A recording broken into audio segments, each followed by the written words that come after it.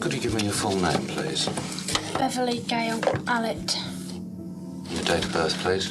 4th of the 10th, 1968. The Beverley Allitt case is one hell of a story. What should have been a place of safety became a killing field. You're smiling.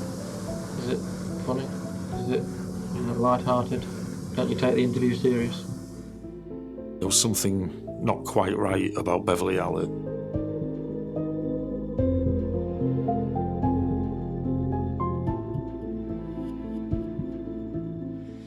Jonesy, you're chasing rainbows. But we're just supposed to accept that. You accept what you want. You tell me what I'm bloody doing to your children. I'm sticking to my story. I did not do it.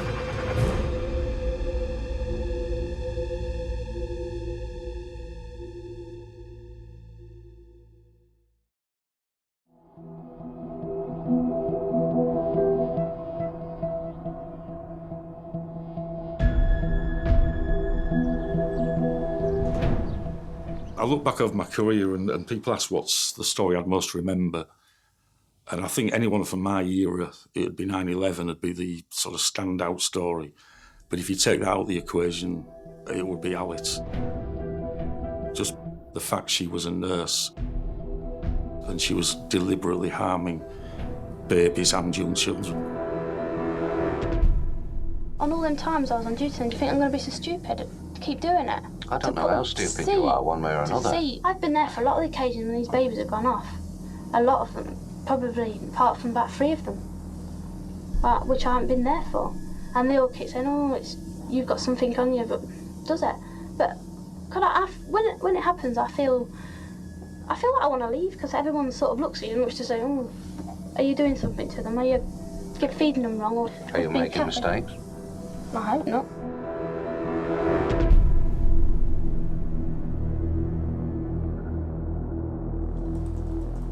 I'm Phil Booth. I'm a journalist who at the time was working at the Lincolnshire Echo.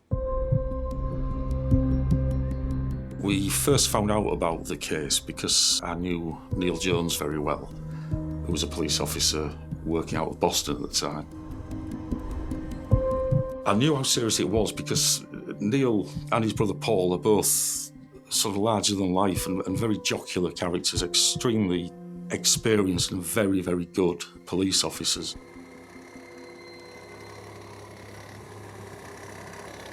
Switch her off, come on. Oh. Hi then, how are you? All right, mate, how are you? Yeah. Have you had a look at the land? Yeah. Did you bring any bait? I brought some port. Oh, well, that's all right. Have you fished here before? Me? Yeah. Oh, about 30 years ago. They'd dealt with everything. They'd seen people from all walks of life. I mean, Lincolnshire was never a sort of criminal hotbed, really, but they'd seen enough at Neil and Paul. They knew what people were capable of. But Neil was, I think, quite shocked at what they were finding out. As they found out more, he got more and more bewildered by it, I think. We both joined the police force basically on the same day.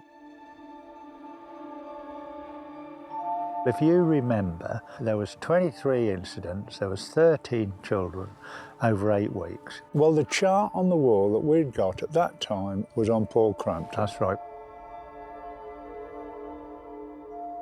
The whole of the inquiry was centred on Paul Crampton because that was the only one that Professor Hull had give evidence of. Yeah, but Neil, I'm just telling you that the only one we had on the board was Paul Crampton.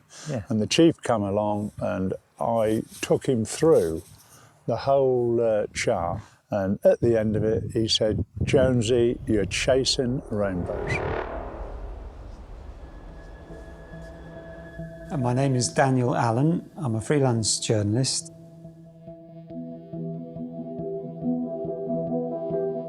I was formerly a mental health nurse a very, very long time ago, which is how I got a job at Nursing Standard way back in 1990. I was very much a rookie, yeah.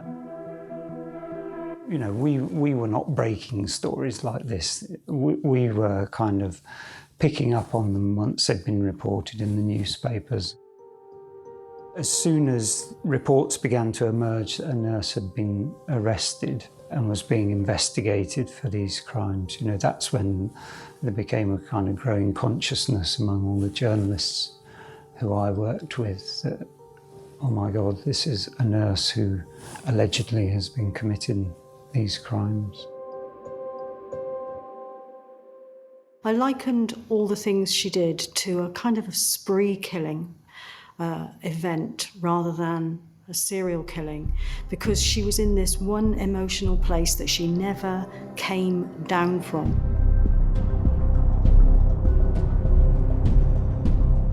She absolutely knew the game was up. She wasn't a stupid person. She knew the game was up. And sometimes with people like that, they want to go out in a blaze of glory. They want everything to carry on and to keep getting that attention. And that whatever was motivating her in the hospital had not gone away.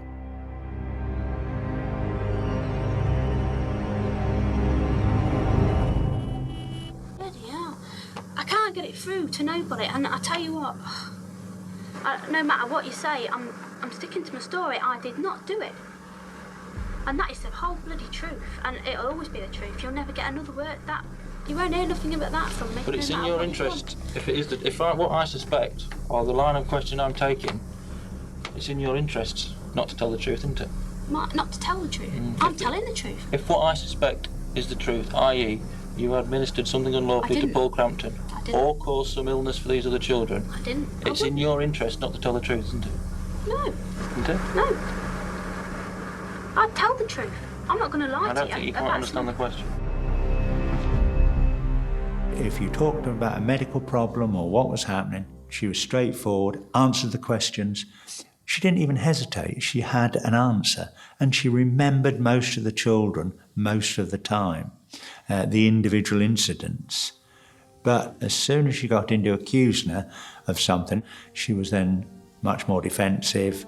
I've not done this, I never would hurt anybody, this will ruin my career, and I don't want to ruin my career, this is my life, and all the rest of it. Do you know what causes hypoglycemia? Diabetes. Well, apart from that. No, I don't. I'm not very well up on the diabetic stuff anyway. No. All I know that if it was given insulin, that would make his sugar go down. If it was given insulin, is that what she said? So she's referring to the child as it. Wow. Yeah, callous, wasn't it? Incredibly callous. There's no language in there that's even remotely soft or caring. We think about nurses as being kind and considerate. When I first heard her use it in reference to a child, I put that down to what we call psychological distancing. Something can be so difficult for us that we use it rather than he or she or her, just so that we've got that distance between ourselves and whatever it is that we're referring to. I've never heard a patient referred to as it before. It's clearly a shocking thing to say and a shocking way for a nurse to perceive her patients. And you accept that you're in custody, amongst other things, for the suspected attempt murder. You accept that now? I accept that, yeah. Which is a very serious allegation. I'm aware. You're aware. And obviously these questions might be quite pointed and they might be quite direct, and I appreciate you're under some pressure. So if it takes you a long time to think about it, then fair enough. It doesn't matter how long you give me to think about it, I won't be able to tell you the exact time. I could go away for a year and come back and say, I'm still no wiser. I could go home and think about it and I still won't be no wiser. What's good at thinking? She's sitting in that interview, being interviewed about potential murders. And she is completely contained and controlled and calm, and she does not seem to be fazed by any of it. She takes control where she can, and it's like she knows more than the police do. And at some level, it's almost like she wants them to know that she knows more than they do. And she's quite happy to correct them, to talk over them. So she's almost like the dominant person in the room. Sick and fed up of being in here. Nobody wants you to say anything you've done that you haven't. At the end of the day, everybody wants to get to the bottom of this and get the truth. I know, and so do I. And I'll tell you what, when I found out who bloody did it, having me in here all this pissing time, I'm fed up. Didn't she show a little bit of herself there? She did. The anger does reveal her, doesn't it? That clip shows her losing her control, losing her calm. And some of that arrogance and anger comes out. That inflection on the word me. Got me here pissing about. I think that shows more than anything in any of the interviews the real Beverley Allitt. Me. I'm the important one. We're talking about dead children and she's saying, you're keeping me here.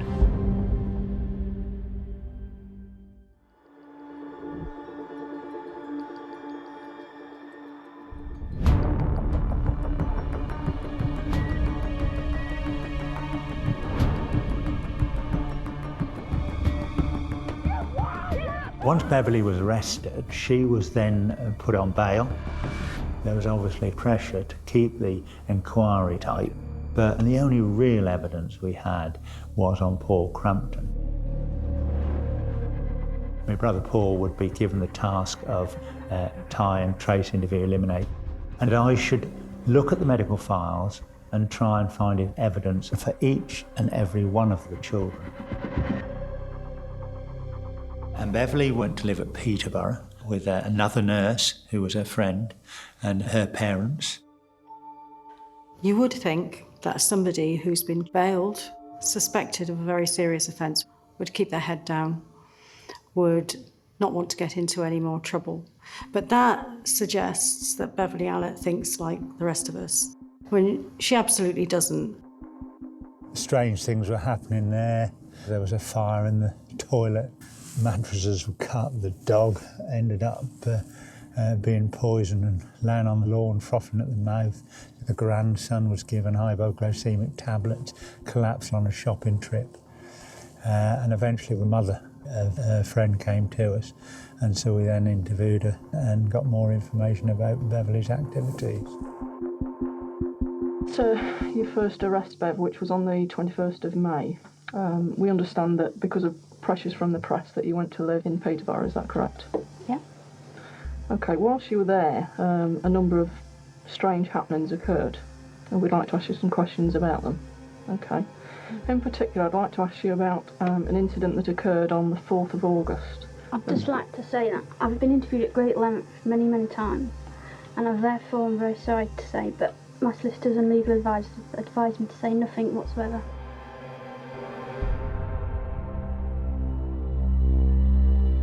But we wasn't even aware of these things were going on until obviously it got too much for the family to cope with, and then we were told, and then she was rearrested for those cases. Together with the other one, which we found, which was Dorothy Lowe, which was the 80-year-old lady in a nursing home.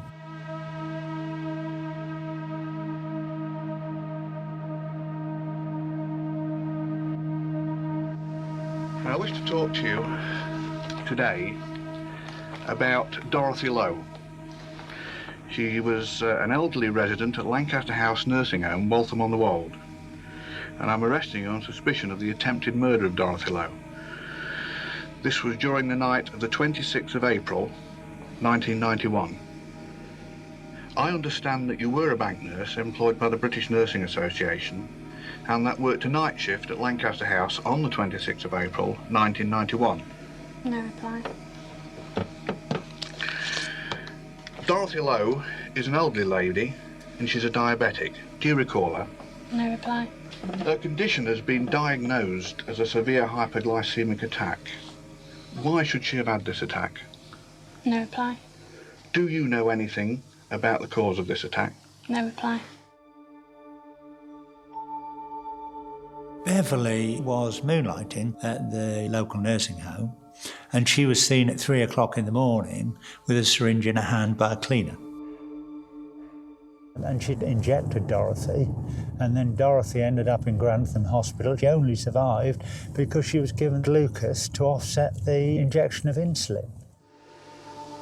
Did you give Dorothy Lowe any medicine during that night shift of the 26th of April 1991? Was it your intention to kill her? No reply. Dorothy Lowe, the only one where she was actually seen, if you like, with a smoking gun. When at 3 o'clock in the morning she got a syringe in her hand and she was seen by the cleaner. And she was found not guilty of that offence. I remember she was found not guilty. She was also found not guilty of the That's right. So these were the ones outside the hospital environment, weren't it?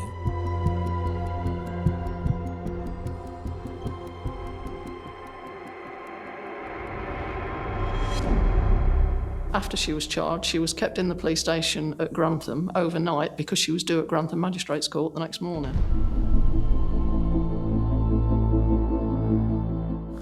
Bizarre, basically, is one word to describe how she was when she was charged with these offences. It included 4 murders of children, 9 attempted murders, 9 offences of GBH with intent, and she stood there as if you were just reading out a train timetable or something to her. There was no emotion on her whatsoever, no reaction whatsoever, no comment, nothing. It's as if, well, there was nothing in her mind to me that was emotionally, that was coming into force, accepting what she's done, because I don't think she had any emotion at all.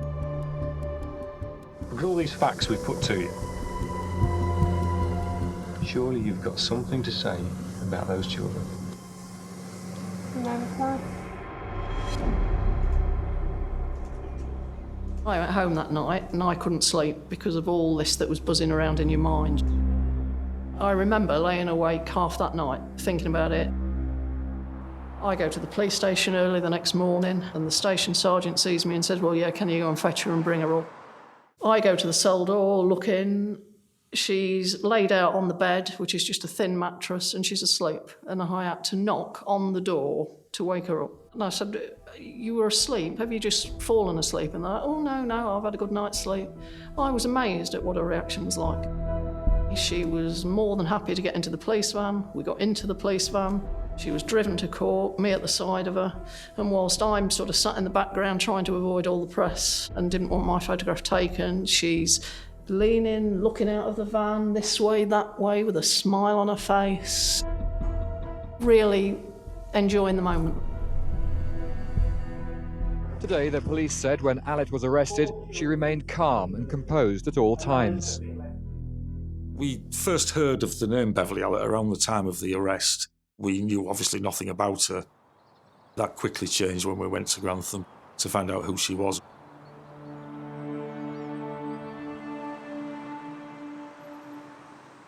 We found out a lot of people had concerns about her going back to when she was very young.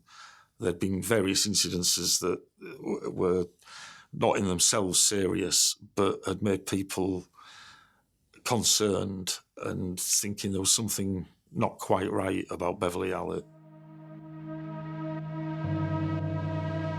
And as this inquiry goes on, you know, the opinion that myself and some of the colleagues have reached is that there's one person's got reason to tell lies, and it's yourself.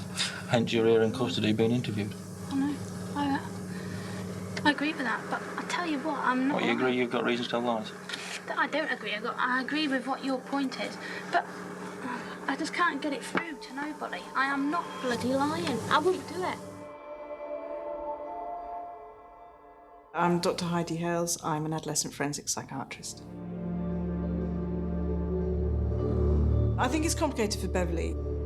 If you seek a caring role, she's put herself in a position to care for the vulnerable, which then enables her to do what she did. So one could argue that maybe that meant that she found herself a position in order to be able to look after vulnerable people and take advantage of them. But you were, Bev, weren't you? That's I was the thing. there, yeah. You was there when another And child had a bloody problem. I just wish I wanted a nurse, you know. Well, it's your whole life, isn't it? Yeah, I know. What I wanted to do and what I've got and my hopes for the future, that's all that's making me bloody go on. I'd have committed bloody suicide, I'm sure. Having this put to me.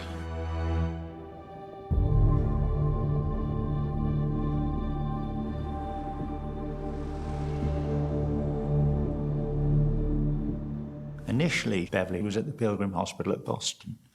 But because of her sickness record, and she actually had 40 days sick in 1 year, and she did all sorts of strange things to herself, that she missed out on her sick children nursing.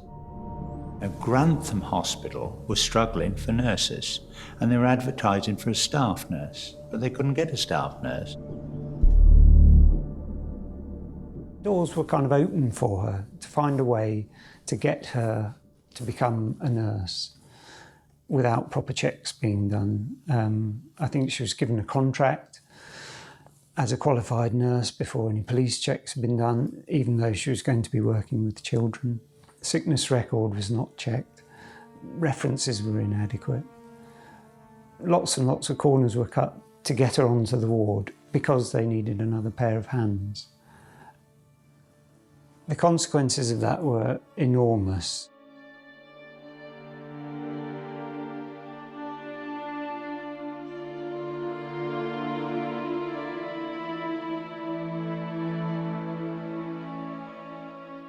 She started about the December and she was arrested in the May. And I'm certain that if she had been left to her own devices, she would have carried on, causing harm to these children.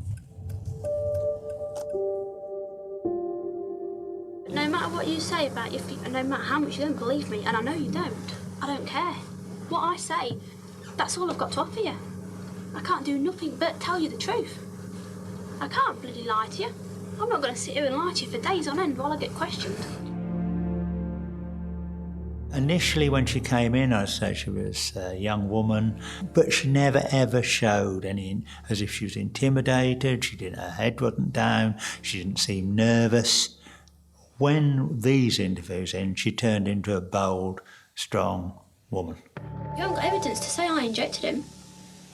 No, we've just got the... Well then, if you haven't got evidence to say I did it, I didn't do it. So there's no evidence to say I did do it, is there? When she looked you in the eye, you gave her the same stare back. I mean, I knew what she'd done, and I knew what I was facing there, but she wasn't showing any remorse, no empathy, nothing at all. It was just purely, you prove it. I wish to point out that I have cooperated fully with the police, having previously been available on the 2nd of July 1991 for further interview by arrangement between the police and my solicitors. I have been under great pressure because of the vast amount of media attention on me, and in this case I do not therefore wish to answer any more questions. She was given the opportunity to give an explanation and say that this had been a mistake. She had been under great pressure. She had done these things, but not deliberately. You finished your training, you failed 2 interviews, you're effectively unemployed. You're smiling. Is it funny? Is it light-hearted? Don't you take the interview serious?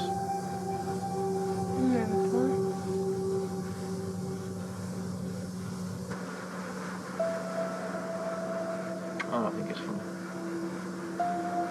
I'm sure there's parents don't. Parents who are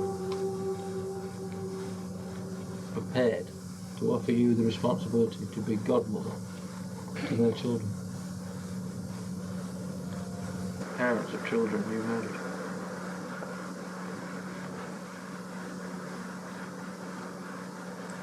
Have you got any feelings for them at all? No reply. Beverley Allitt likes to tell people what to think. She likes to centre herself. She likes to show you how clever she is. She's got this amazing recall that she likes to give too much information and take centre stage.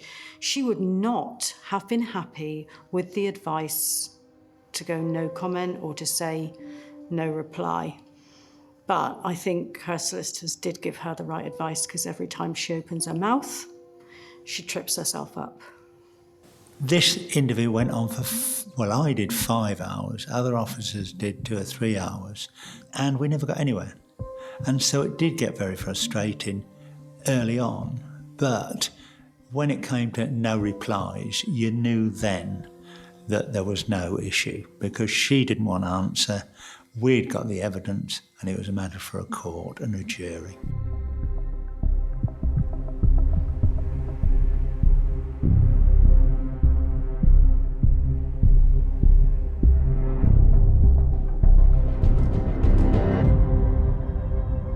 In May of 1993, 2 years after the deaths of the children, Beverley Allitt went to court. It had all the ingredients of a trial that was going to attract an awful lot of attention. And that is duly what happened.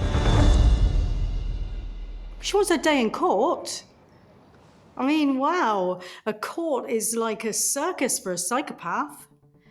Most of the time, people like Beverley Allitt want to conduct their own defence. I don't think she didn't want to go down quietly. She wanted to go down in a blaze of glory.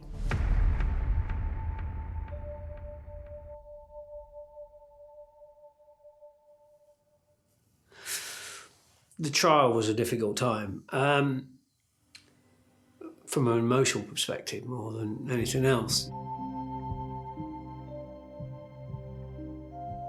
Clearly there are parents in that court who had suffered tremendously at the hands of Allitt. They'd lost a child, so a very emotional experience. And clearly there was quite a press frenzy at the time. It was a very difficult and very emotional period.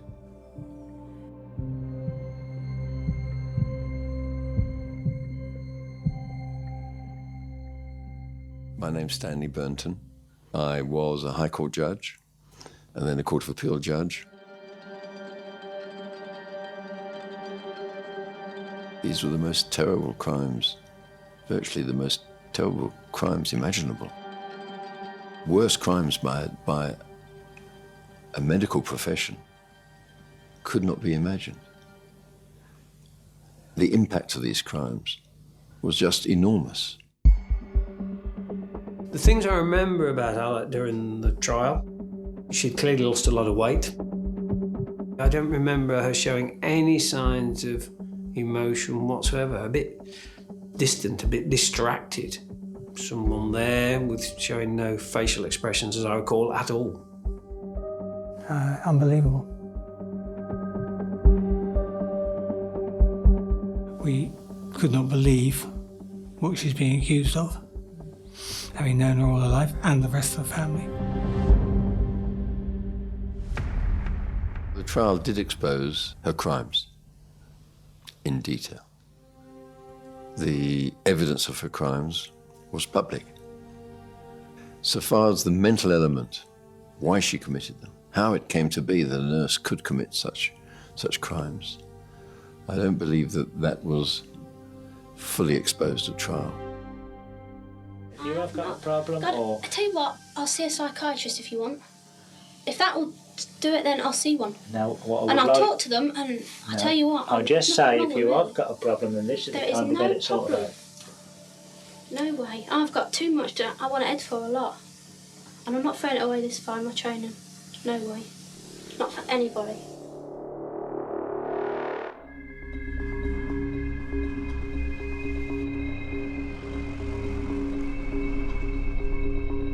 I think Beverley Allitt did love drama. She loved being at the centre of things, not necessarily the direct focus, because clearly that would have implicated her in the crimes, but being in the thick of things, so the crash team being called, activity that's generated when the crash team arrives and the attempts to save her life. You know, being interviewed by the police, all these things are really, really high drama. And, you know, maybe in that one begins to see just a little glimpse of what might have motivated her. What's the motive? Sorry? What's the motive for doing it? You are trying to establish yourself as a competent nurse. I'm not competent, far from it. No, I'm one of the crappiest nurses out. At her trial, it was suggested that she was suffering from a mental illness referred to as Munchausen syndrome by proxy. And I think that the public were really keen to have an explanation for this. They needed reassuring that this couldn't happen again, and if there was another Beverley Allitt somewhere else, that she could be spotted because we know what illness she had. And I think everybody felt reassured by it having a name. But I don't think that Munchausen syndrome by proxy, for me, describes what happened at all. The evidence before the trial judge had been that she was not in any way malicious, sadistic, but just had this illness which drove her, compelled her to do the terrible things that she was convicted of. Munchausen's, now known as factitious disorder, is when you induce your own illness or do something that makes other people think that you're unwell. Factitious disorder by proxy describes a behaviour of inducing an illness in another person you're caring for. It doesn't always quite describe why you would do that. What it tells us is that somebody has induced this illness in somebody else for a reason. I can understand how Beverley Allitt's case can be linked to factitious disorder by proxy, but it's not something I've come across before. The factitious disorder by proxy is more unusual. The factitious disorder is more common, but to have them together is unusual just because they're not common. She damaged herself and brought attention to herself.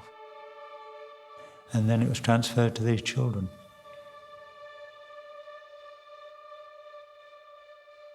The jury came back to court today after 6 nights in a hotel to return their final verdicts. As they did so, families in the public gallery hugged each other with relief. "Lock her in a cage," shouted one woman. When the guilty verdicts came back, no one was really surprised. Having heard the evidence, I think everyone expected the guilty verdicts, and everyone was very relieved when they came back in. A minimum term of 30 years, which was then a very long time, determined by the trial judge. It's a life sentence. It was an enormous shock when she was eventually arrested, and even more of a shock when she was found guilty.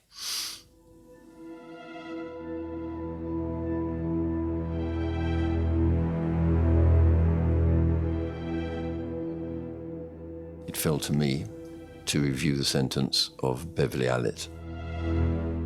But I had new additional material about her, in particular, psychiatric reports that had not been available before. And I had arguments on her behalf, really seeking to reduce the 30-year period. The evidence before the trial judge concerning her state of mind and illness was accepted in a way which, in retrospect, it perhaps should not have been. And I did have before me quite extensive psychiatric evidence, which led me to come to a rather different conclusion. The impression one had from the evidence at trial was that she was a person who did not derive pleasure from what she was doing. Whereas the evidence before me pointed to her actually deriving pleasure from what she was doing. An extremely harmful personality. Not to say she was not mentally ill, she clearly was mentally ill. But the illness was rather a different illness from that which had been appreciated when she was originally sentenced. And that gave rise to very difficult questions so far as the sentence was concerned. Taking a life is an extreme action. Each time you do one thing, you get accustomed to it. Taking one life is a bigger action than taking several lives, because you go past the body boundary. So you've passed that boundary of thinking, is it okay or not to do that? So to do something twice, you've already okayed in your mind that it was okay to do. And if you haven't been caught, and if in fact you've had some adulation and some reward for it, or people have looked after you, then that will be reinforced in that behaviour. So you'll then stop thinking it was wrong. If you have a drive to do something, why would you wait? Just get on and do it. And then if the response is a response that feeds you, you'd do it the next day and the next day. Why would you not? Because that's, if you're seeking something, you behave in a way that gets that reward, you carry on doing it. So when you met Bev, what did you think? I visited her on probably 3 or 4 occasions. While she was in the cell, she made various complaints about members of the staff not getting this, not getting the other. But she seemed to be sort of very cold. She didn't speak. Yeah, but I think she was just malicious and sly. You've dealt with people you know are really vicious and criminals at heart, and you wouldn't turn your back on them. Yeah. No, she was much slyer and devious than that. Yeah. Yeah. No. But she didn't come over that, but she just came over cold to you. Yeah, just came over cold and clinical.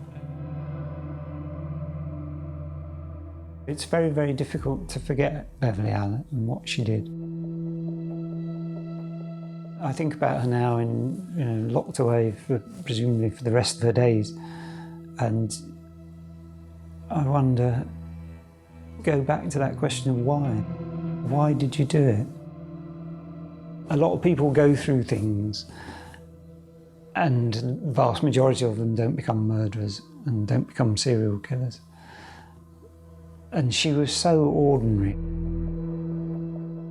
There does seem to be an escalation in her behaviour. If it started with self-harm, minor injuries, and then went on to needing a full operation, which is a step up from minor injuries, then was a variety of harming vulnerable people and killing them. And so you can kind of see a pattern of getting a more extreme behaviour to get a response. Within her, it might be that her emotions are all over the place, and it's about her controlling the environment and getting that response back to help her feel in control and feel cared for.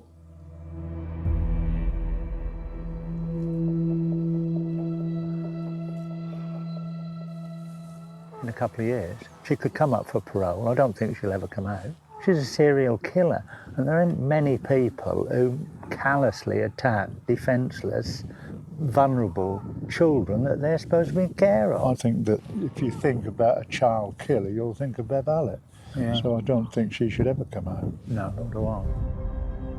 She's just evil. The responsibility for the crime, the evilness committed on the one hand, and mental illness on the other. That was what I tried to do in my judgment, and I arrived at the conclusion she entirely deserved 30 years incarceration, one place or another, for the crimes of which she'd been convicted.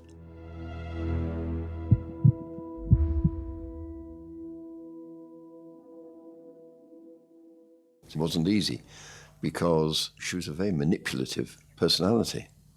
Someone who did not want to be in prison, who would prefer to serve her sentence, if she was going to be detained, in hospital, where conditions no doubt would be rather more pleasant so far as she was concerned. Well, she's in Rampton, so it's a mental hospital, isn't it? But she has her own room. She does her knitting and darning or whatever she's going to do. She doesn't deserve to be there. Whether it be a medical problem or anything like that, I don't care, I've said it before and I'll say it again, some people are evil. Now, after she'd been found guilty, some time after, she admitted the offences. And one does wonder whether that decision of hers to admit them was in part influenced by her desire to be in hospital and to be recognised as mentally ill. Whereas, of course, if she were innocent of the offences, there would be no reason for her to be in hospital. One has to remember that either way, she has no freedom. What I'd rather tell you, I'd rather just say I bloody did it, even if I didn't, just to get away.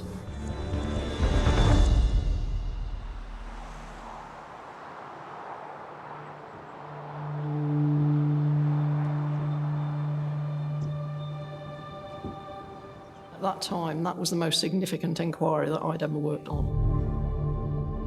And although I dealt with major inquiries, probably more so in the latter half of my career, this is the one that sticks in your mind and that you relive time after time again. And particularly for me, on her birthday, probably because of all the tape-recorded interviews.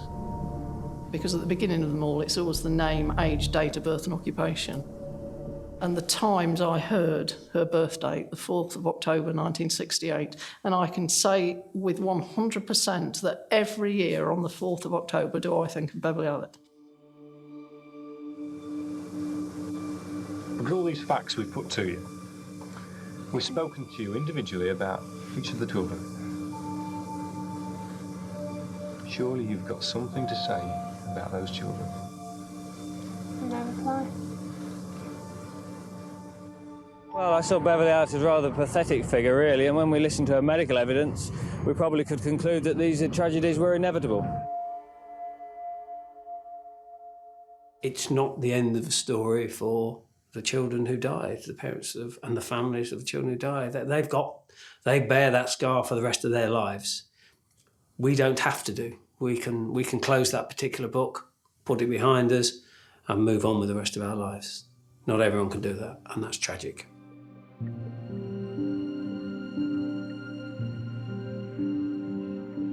These were multiple murders and attempted murders of young children whose lives were snuffed out almost before they had begun. The offences were a terrible breach of trust on her part, and all the victims were particularly vulnerable because of their age and, of course, by reason of the fact they were in hospital under her care.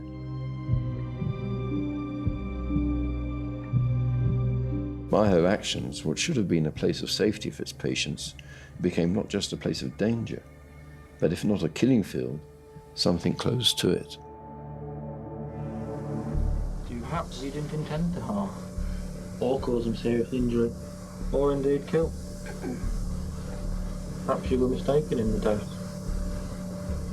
or the administration of any drugs that you're given, namely insulin or potassium. Only you know that. We don't. Nobody under those other staff know, no doctors know, no parents know, no solicitors know, no policemen know. Only you know.